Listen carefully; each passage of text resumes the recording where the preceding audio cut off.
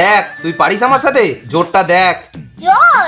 ঠিক আছে চলো দড়ি টানাটানি খেলি, দেখি তোমার কত জোর।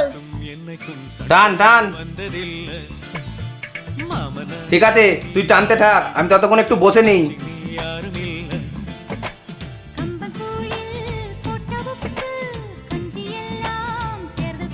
এই দেখেছো আমার জোরটা?